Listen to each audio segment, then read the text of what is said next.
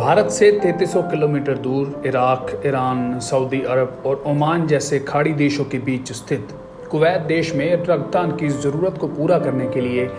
सबसे पहले की कतार में यदि कोई खड़ा होता है तो वह है Shah Satnam ji greenish welfare force wing के सदस्य। पूज्य संत डॉक्टर गुरमीत राम रहीम सिंह जी इंसान की पावन प्रेरणा से कुवैत में बसने वाले डेरा सच्चा सौदा के श्रद्धालु कोरोना काल में भी जरूरतमंदों के लिए लगातार सेवा कार्यों में जुटे हुए हैं। हर साल 3 से 4 मेगा ब्लड डोनेशन कैंप लगाने वाली कुवैत की साध संगत ने गत दिवस कुवैत के सबसे बड़े blood bank central blood bank में दर्जनों यूनिट रक्तदान किया। पूज्य संत डॉक्टर गुरमीत राम रहीम सिंह जी इंसान के पावन अवतार माह की खुशी में लगाए गए इस कैंप में कुवैत के विभिन्न हिस्सों से एक ही आवाज पर रक्तदान के लिए पहुंचे Shah Satnam ji greenish welfare force wing के सदस्यों के जज्बों को देखते हुए ब्लड बैंक की टीमें और स्थानीय प्रशासन ने सलाम किया। स्थानीय सेवादारों ने रक्तदानियों के लिए रिफ्रेशमेंट इत्यादि की उच्च स्तरीय व्यवस्था की। वहीं स्थानीय साध संगत के जिम्मेदारों ने बताया कि बहुत से सेवादार कोरोना के चलते सख्त नियमों के कारण रक्तदान के लिए नहीं आ पाए, लेकिन अपने गुरु की शिक्षाओं पर चलते हुए सभी सेवादारों ने नियमों का पालन करते हुए रक्तदान किया और ब्लड बैंक की टीमों को पूरा सहयोग दिया। यहाँ यह बताना जरूरी है कि कुवैत में रहने वाले डेरा सच्चा सौदा के श्रद्धालु ज्यादातर भारत के विभिन्न राज्यों से संबंध रखते हैं। विदेशों में काम धंधे के लिए गए ये सेवादार न केवल मेहनत की कमाई करते हैं बल्कि लगातार अपनी कमाई में से वहां जरूरतमंदों के लिए मदद करते हैं। इन सेवादारों की भावना से कुवैती प्रशासन और ब्लड बैंक खासे प्रभावित हैं। इन सेवादारों के जज्बे से प्रभावित होकर कुवैती ब्लड बैंक के ऑफिसर्स कुछ वर्ष पूर्व भारत आए थे और यहां आकर उन्होंने पूज्य संत गुरमीत राम रहीम सिंह जी इंसान का तहे दिल से शुक्रिया किया और उन्हें सम्मानित किया। उनका मानना है कि इंसान को इंसानियत का मार्ग दिखाने वाले उनके गुरु वाकई में ही पूर्ण फकीर हैं, अन्यथा इस कलयुग में लोग बिना किसी लालच या स्वार्थ के अपना बाल तक नहीं देते और दूसरी तरफ डेरा सच्चा सौदा के श्रद्धालु रक्तदान के क्षेत्र में चलते फिरते ट्रू ब्लड पंप कहे जाने लगे हैं। नमस्कार, मैं हूं अनिल कक्कड़ और सच कहूं में आपका स्वागत है। प्यारे दर्शकों, जिस तरीके से पूरी दुनिया में इस समय कोरोना का साया है, लेकिन डेरा सच्चा सौदा के श्रद्धालु लगातार पूरी दुनिया में, आप किसी भी कोने में चले जाएं, अगर वहां डेरा सच्चा सौदा के प्रेमी हैं तो वो मानवता की सेवा करते हुए आपको मिल जाएंगे। इंडिया की बात कर लें, इंडिया में हरियाणा, पंजाब, राजस्थान, दिल्ली, यूपी, जहां भी ब्लड डोनेशन की जरूरत है तो सबसे पहला कॉल अगर किसी को जाता है तो वो डेरा प्रेमी को जाता है। इसी तरीके से कुवैत में, जो एक गल्फ कंट्री है, और वहां पर उस मुस्लिम देश में भी डेरा सच्चा सौदा के श्रद्धालु बिना किसी भेदभाव के, बिना किसी मजहब जाति देखे हुए लगातार ब्लड डोनेशन कर रहे हैं। अभी हाल ही में गत दिवस शाम को एक बहुत ही बड़ा रक्तदान कैंप लगाया गया जिसमें सैकड़ों डेरा सच्चा सौदा के श्रद्धालुओं ने हिस्सा लिया। हालांकि कोरोना महामारी के दौरान भी वहां बहुत से डेरा सच्चा सौदा के श्रद्धालु नहीं पहुंच सके और जिस तरीके से नियम जो है भारत में लागू हैं उसी तरीके से उन देशों में भी हैं और कोरोना की स्थितियों को देखते हुए बहुत से डेरा सच्चा सौदा के श्रद्धालु जो हैं अपने अपने जहां वो काम धंधा करते हैं या रहते हैं वहां रुके रहे, या वहां आप कहें कि वहां से जा नहीं सके जिस तरीके से वो ब्लड डोनेशन करना चाहते थे। लेकिन उन्होंने ये दावा जरूर किया है कि जब भी उन्हें आगे मौका मिलेगा वे जो रह गए वो भी ब्लड डोनेशन जरूर करने जाएंगे। इस बारे में बात करने के लिए मेरे साथ जो हैं कुवैत से साध संगत के जिम्मेदार बिंदर इंसान हैं। आपको पहले बता दूं कि पूज्य संत डॉक्टर गुरमीत राम रहीम सिंह जी इंसान के पावन अवतार महीने अगस्त की खुशी में यह ब्लड डोनेशन का कैंप लगाया गया, जो कि हर साल कुवैत की साध संगत लगाती है। और यहाँ पर जो ब्लड डोनेशन के लिए ब्लड बैंक की टीमें हैं उनका डेरा सच्चा सौदा के श्रद्धालु जो हैं उनके प्रति रवैया, नजरिया इतना बेहद प्यारा और खूबसूरत है कि जब भी डेरा सच्चा सौदा के श्रद्धालुओं को अगर यदि खुदा ना खास्ता ज़रूरत पड़ती है रक्त की या किसी और ज़रूरत की, तो यह ब्लड बैंक जो है उनकी मदद करने के लिए सबसे आगे खड़ा होता है। क्योंकि यह जो रिलेशन डेरा सच्चा सौदा के श्रद्धालुओं ने अपनी मानवता की सेवा से इस देश में बनाया है वह वाकई में काबिल तारीफ है। और क्योंकि मानवता की सेवा के लिए डेरा सच्चा सौदा के श्रद्धालु तन, मन और धन से लगातार जुटे हुए हैं, जिसकी बानगी कुवैत में भी कल देखने को मिली है। ये रिपोर्ट देखी है जी। प्रेमी बिंदर इंसान जी, ਤੁਹਾਡਾ ਸੱਚ ਕਹੂੰ ਦੇ ਵਿੱਚ ਬਹੁਤ-ਬਹੁਤ ਸਵਾਗਤ ਹੈ जी। ਧੰਨ ਧੰਨ सतगुरु तेरे आसरा जी।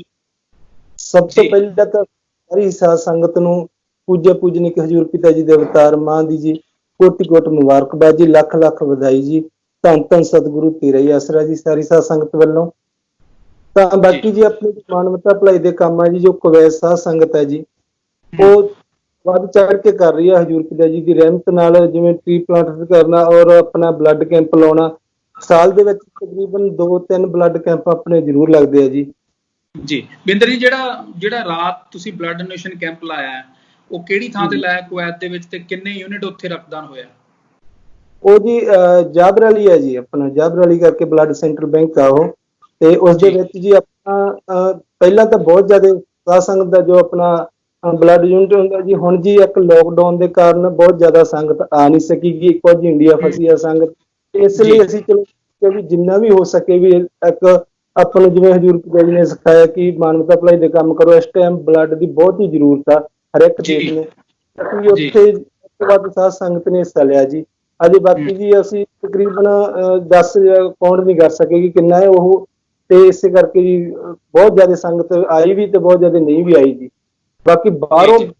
ਜੋ ਵੀ ਆਪਣੇ ਜੋ ਨੌਨ ਪ੍ਰੇਮੀ ਉਹਨਾਂ ਨੇ ਬਹੁਤ ਸਾਥ ਦਿੱਤਾ ਜੀ ਸਾਡਾ, ਜੋ ਪ੍ਰੇਮੀ ਨਹੀਂ ਆ ਬਹੁਤ ਜ਼ਿਆਦਾ ਇਸ ਲਿਆ ਜੀ ਬਲੱਡ ਕੈਂਪ ਦੇ ਵਿੱਚ ਜੀ। ਜਿਸ ਤਰੀਕੇ ਨਾਲ ਤੁਸੀਂ ਬਾਹਰਲੇ ਮੁਲਕਾਂ 'ਚ ਰਹਿੰਦੇ ਹੋ ਬਾਈ ਜੀ, ਤੇ ਪੂਰਾ ਸਾਧ ਸੰਗਤ ਜਿਹੜੀ ਹੈ ਜਿੱਥੇ ਵੀ ਲਾ ਲਓ, ਚਾਹੇ ਆਸਟ੍ਰੇਲੀਆ ਲਾ ਲਓ, ਅਮਰੀਕਾ ਲਾ ਲਓ, ਨਿਊਜ਼ੀਲੈਂਡ ਲਾ ਲਓ,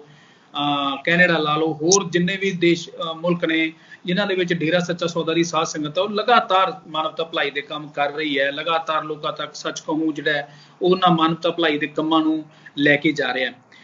ਸਭ ਤੋਂ ਪਹਿਲੀ ਗੱਲ ਇਹ ਹੁੰਦੀ ਹੈ ਕਿ ਜੀ ਅੱਜ ਦੇ ਦੌਰ ਦੇ ਵਿੱਚ ਜਿੱਥੇ ਕਰੋਨਾ ਦਾ ਪੂਰੀ ਦੁਨੀਆ ਦੇ ਵਿੱਚ ਜਿਹੜਾ ਕਹਿਰ ਮਚਿਆ ਹੋਇਆ, ਉਸ ਦੌਰ ਦੇ ਵਿੱਚ ਵੀ ਇਨਸਾਨ ਆਪਦੀ ਜਿਹੜੀ ਹੈ ਰੱਖਿਆ ਨੂੰ ਪਹਿਲਾਂ ਇਹ ਸੋਚਦਾ ਕਿ ਪਹਿਲਾਂ ਮੈਂ ਸੇਫ ਰਹਾਂ, ਬਾਅਦ ਦੇ ਵਿੱਚ ਹੀ ਕਿਸੇ ਦੀ ਭਲਾਈ ਹੋ ਸਕਦੀ ਹੈ। ਲੇਕਿਨ ਉਸ ਦੌਰ ਦੇ ਵਿੱਚ ਵੀ ਸਾਧ ਸੰਗਤ ਨਾਲੇ ਤਾਂ ਕਰੋਨਾ ਦੇ ਨਿਯਮਾਂ ਦਾ ਪਾਲਣ ਕਰਦੀ ਹੈ ਤੇ ਨਾਲੇ ਲੋਕਾਂ ਦੇ ਲਈ ਜੀ ਮਾਨਵਤਾ ਭਲਾਈ ਦੇ ਕੰਮ ਲਗਾਤਾਰ ਕਰ ਰਹੀ ਹੈ।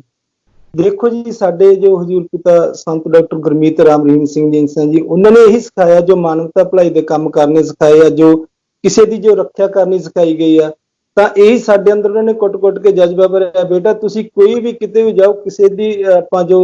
ਹੈਲਪ ਲਈ ਜਾਂਦੇ ਜਾਂ ਬਲੱਡ ਕੈਂਪ ਲਾਉਣੇ ਆ, ਜਾਂ ਕਿਸੇ ਦੇ ਕੋਈ ਵੀ ਆਪਾਂ ਜਿਵੇਂ ਹਾਰਟ ਪੀੜਤ ਹੁੰਦੇ ਆ ਜਾਂ ਕਿਤੇ ਕੋਈ ਵੀ ਇਸ ਦੁਰਘਟਨਾ ਵਾਪਰਦੀ ਆ, ਤਾਂ ਡੇਰਾ ਸੱਚਾ ਸੌਦਾ ਇੱਕ ਐਸੀ ਸੰਸਥਾ ਜੋ ਗ੍ਰੀਨੈਸ ਆ, ਜੋ ਆਪਣੀ ਜਾਨ ਦੀ ਨਾ ਪਰਵਾਹ ਕਰਦੇ ਹੋਏ ਵੀ ਉੱਥੇ ਪਹੁੰਚਦੀ ਹੈ ਤੇ ਮਦਦ ਕਰਦੀ ਹੈ ਜੀ ਲੋਕਾਂ ਦੀ। ਜੀ ਬਾਈ ਜਿਹੜਾ ਤੁਸੀਂ ਰਾਤ ਕੈਂਪ ਲਾਇਆ, ਉਹਨਾਂ ਦੇ ਵਿੱਚ ਜਿਹੜੇ ਆਪਣੇ ਸੇਵਾਦਾਰ ਲੋਕ ਆਏ ਆ, ਸ਼ਾਸਤਨਾਮ ਜੀ ਗ੍ਰੀਨੈਸ ਵੈਲਫੇਅਰ ਫੋਰਸ ਵਿੰਗ ਦੇ ਮੈਂਬਰ ਆਏ, ਉਹ ਕਿਹੜੀ ਥਾਂ ਤੋਂ ਕੁਵੈਤ ਦੇ ਕਿਹੜੇ ਹਿੱਸੇ ਚੋਂ ਆਏ? ਇਹ ਜੀ ਇੱਕ ਤਾਂ ਆਪਣੇ ਜੀ ਕੁਝ ਤਾਂ ਬਈ ਆਪਣੇ ਹਸਾਵੀ ਏਰੀਆ ਪੈਂਦਾ, ਹਸਾਵੀ ਕਰਕੇ ਕੁਝ ਮਤਲਬ ਆਪਣੇ ਮਾਹਮੁੱਲਾ ਹੋ ਗਿਆ, ਮਾਹਮੁੱਲਾ ਇੱਥੇ ਛੋਟੇ ਛੋਟੇ ਮਤਲਬ ਕਸਬੇ ਇੱਥੇ, ਤੇ ਜਿਸ ਤਰ੍ਹਾਂ ਅਸੀਂ ਮੰਨ ਲਓ ਅਸੀਂ ਨਾਦੀ ਖਤਾਨ ਦੇ ਵਿੱਚ ਰਹਿ ਰਹੇ ਹਾਂ, ਤੇ ਬਹੁਤ ਜ਼ਿਆਦਾ ਗ੍ਰੀਨੈਸ ਦੇ ਮੈਂਬਰ ਆ ਜੋ ਕੁਝ ਆਪਣੇ ਕੀ ਉਹ ਆ ਨਹੀਂ ਸਕੇਗੇ, ਵਿੱਚ ਕੁਝ ਇੰਡੀਆ 'ਚ ਫਸੇ ਆ ਜੀ, ਇਸੇ ਕਰਕੇ ਥੋੜਾ ਘੱਟ ਹੀ ਆਏ ਆ ਜੀ। ਜੀ ਬਿੰਦਰ ਜੀ, ਇੱਕ ਸਵਾਲ ਹੋਰ ਹੈ ਕਿ ਜਿਸ ਤਰੀਕੇ ਨਾਲ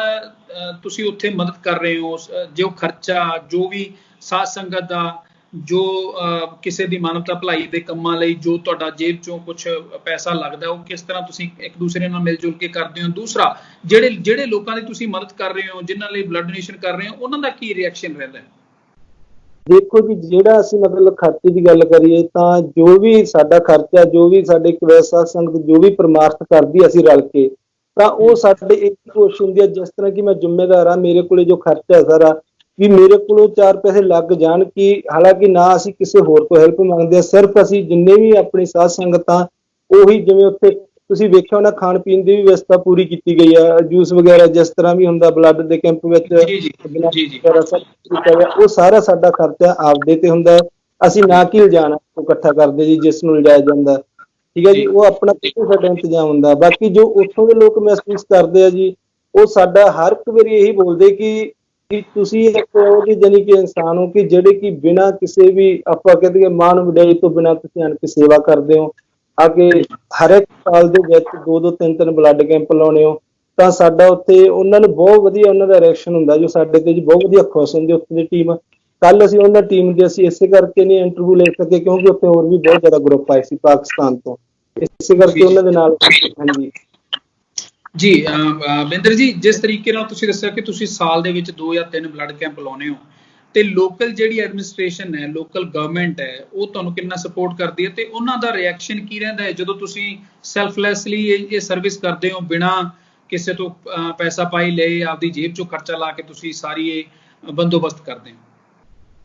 ਦੇਖੋ ਜੀ, ਇੱਥੇ ਨਾ ਮਤਲਬ ਜੋ ਵੀ ਗਵਰਨਮੈਂਟ ਆ, ਆਪਾਂ ਜੋ ਬਲੱਡ ਬੈਂਕ ਉਹ ਸਰਕਾਰੀ ਹੈ। ਇੱਥੇ ਆਪਾਂ ਕਿਸੇ ਵੀ ਹਸਪੀਟਲ ਦੇ ਵਿੱਚ ਬਲੱਡ ਨਹੀਂ ਦੇ ਸਕਦੇ ਗੇ, ਜਿਸ ਤਰ੍ਹਾਂ ਆਪਣੇ ਇੰਡੀਆ ਦੇ ਵਿੱਚ ਆ। ਉਹ ਇੱਕ ਹੀ ਕੁਵੈਤ ਦੇ ਵਿੱਚ ਸਿਰਫ ਬਲੱਡ ਬੈਂਕ ਹੈ, ਜਿੱਥੇ ਕਿ ਸਾਰੇ ਆਲ ਉੱਥੇ ਕੁਵੈਤ ਦਾ ਬਲੱਡ ਮਿਲੂਗਾ ਤੁਹਾਨੂੰ ਕਿਤੇ ਵੀ। ਤਾਂ ਉਹ ਆਪਣੇ ਜੋ ਵੀ ਬੈਂਕ ਵਾਲੇ ਨੇ ਉਹ ਵੀ ਆਪਾਂ ਨੂੰ ਬਹੁਤ ਵਧੀਆ ਸਨਮਾਨਿਤ ਵੀ ਕਰਦੇ ਨੇ ਅਤੇ ਆਪਣਾ ਸਾਥ ਵੀ ਦਿੰਦੇ ਨੇ ਜਦੋਂ ਕਿਤੇ ਹੈਲਪ ਦੀ ਲੋੜ ਹੁੰਦੀ ਹੈ ਉਹਨਾਂ ਦੀ, ਜਾਂ ਸਾਨੂੰ ਕਿਤੇ ਬਲੱਡ ਚਾਹੀਦਾ ਤਾਂ ਰੱਬ ਨਾ ਕਰੇ ਸਾਨੂੰ ਕੋਈ ਨੌਬਤ ਜੀ ਆਉਂਦੀ ਹੈ ਸੰਗਤ ਨੂੰ, ਉਹ ਕਦੇ ਪਿੱਛੇ ਨਹੀਂ ਹਟਦੇਗੇ। ਸਾਨੂੰ ਪਤਾ ਜੀ, ਆਪਣੇ ਇੰਡੀਆ ਦੇ ਵਿੱਚ ਸ਼ਾਇਦ ਤੁਸੀਂ ਜਾਣਦੇ ਹੋਗੇ, ਜਦੋਂ ਬਲੱਡ ਕੈਂਪ ਵਰਲਡ ਤੌਰ ਤੇ ਬਲੱਡ ਕੈਂਪ ਲੱਗਾ ਸੀ ਦਿੱਲੀ ਦੇ ਵਿੱਚ ਸਟੇਡੀਅਮ ਦੇ ਵਿੱਚ, ਉੱਥੋਂ ਦੀ ਆਪਣੇ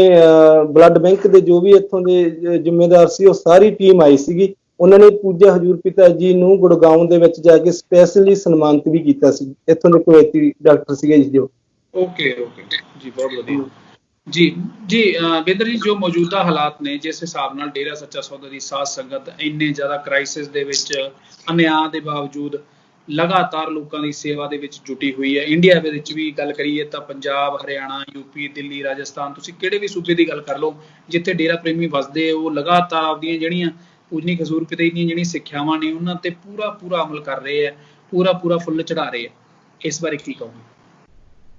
ਦੇਖੋ ਜੀ, ਸਾਡੇ ਸਤਿਗੁਰ ਨੇ ਚਾਹੇ ਦੁਨੀਆ ਸਾਡੇ ਤੇ ਕਿਸ ਤਰ੍ਹਾਂ ਦੇ ਵੀ ਇਲਜ਼ਾਮ ਲਾਉਂਦੀ ਹੈ, ਚਾਹੇ ਉਂਗਲਾਂ ਚੱਕਦੇ ਆ, ਅਸੀਂ ਉਹ ਚੀਜ਼ ਨੂੰ ਗੌਰ ਕਰਦੇ ਹਾਂ, ਕਿਉਂਕਿ ਸਾਡੇ ਸਤਿਗੁਰ ਨੇ ਇੱਕ ਸੱਚ ਦਾ ਹੀ ਰਾਹ ਸਿਖਾਇਆ। ਸੱਚ ਤੇ ਚੱਲਦੇ ਰਹਿਣਾ, ਅਸੀਂ ਸੱਚ ਤੇ ਆਖਰੀ ਦਮ ਤੱਕ ਲੜਦੇ ਰਹਿਣਾ। ਦੁਨੀਆ ਸਾਨੂੰ ਕੋਈ ਵੀ ਕੁਝ ਵੀ ਕਹਿੰਦੀ ਆ, ਚਾਹੇ ਕਿੰਨਾ ਵੀ ਕੁਛ ਕਰਦੀ ਆ, ਅਸੀਂ ਉਹ ਤੇ ਧਿਆਨ ਨਹੀਂ ਦਿੰਦੇ ਕਿ ਸਾਨੂੰ ਤਾਂ ਸਿਰਫ ਸਾਡੇ ਸਤਿਗੁਰ ਨੇ ਜੋ ਸਿਖਾਇਆ, ਮਾਨਵਤਾ ਭਲਾਈ ਦੇ ਕੰਮ, ਅਸੀਂ ਉਹੀ ਕਰਦੇ ਹਾਂ ਤੇ ਉਹੀ ਕਰਦੇ ਰਹਿਣਾ ਜੀ। ਜੀ ਬਿੰਦਰ ਜੀ, ਤੁਸੀਂ ਸੱਚ ਕਹੋ ਨੂੰ ਇੰਨਾ ਸਮਾਂ ਦਿੱਤਾ ਆਪਦਾ, ਤੇ ਸਾਨੂੰ ਉਮੀਦ ਹੈ ਕਿ ਇਸੇ ਤਰ੍ਹਾਂ ਹੀ ਕੁਵੈਤ ਦੀ ਸਾਧ ਸੰਗਤ ਲਗਾਤਾਰ ਮਾਨਵਤਾ, ਇਨਸਾਨੀਅਤ ਦੇ ਕੰਮ ਕਰਦੀ ਰਹੇਗੀ, ਹੋਰ ਵੱਧ ਚੜ ਕੇ ਕਰਦੀ ਰਹੇਗੀ। ਤੇ ਜੋ ਵੀ ਤੁਸੀਂ ਮਾਨਵਤਾ ਭਲਾਈ ਦੇ ਕੰਮ ਕਰਦੇ ਹੋ, ਇਹਨਾਂ ਵਿੱਚ ਹੋਰ ਤਰੱਕੀ ਆਵੇ, ਹੋਰ ਤੁਸੀਂ ਅੱਗੇ ਵਧੋ। ਸਾਡੀ ਇਹੀ ਦੁਆਵਾਂ ਤੁਹਾਡੇ ਨਾਲ ਹੈ ਜੀ ਬਾਈ ਜੀ, ਧੰਨ ਸਤਿਗੁਰੂ ਤੇਰੇ ਆਸਰਾ। ਬਾਕੀ ਜੀ ਦੁਬਾਰਾ ਤੋਂ ਫਿਰ ਸਾਰੀ ਸਾਧ ਸੰਗਤ ਵੱਲੋਂ, ਕੁਵੈਤ ਦੀ ਵੱਲੋਂ, ਹਜ਼ੂਰ ਪਿਤਾ ਜੀ ਦੇ ਅਵਤਾਰਮਾਂ ਦੀ, ਸੱਚ ਕਹੂ ਚੈਨਲ ਨੂੰ ਤੇ ਸਾਰੀ ਹੀ ਸਾਧ ਸੰਗਤ ਨੂੰ ਕੋਟि ਮੁਬਾਰਕਬਾਦ, ਲੱਖ ਵਧਾਈ जी। बहुत शुक्रिया जी, बहुत शुक्रिया। देश विदेश की तमाम खबरों से जुड़े रहने के लिए सब्सक्राइब करें सच कहूं और बेल आइकन प्रेस करके पाएं हर लेटेस्ट अपडेट सबसे पहले।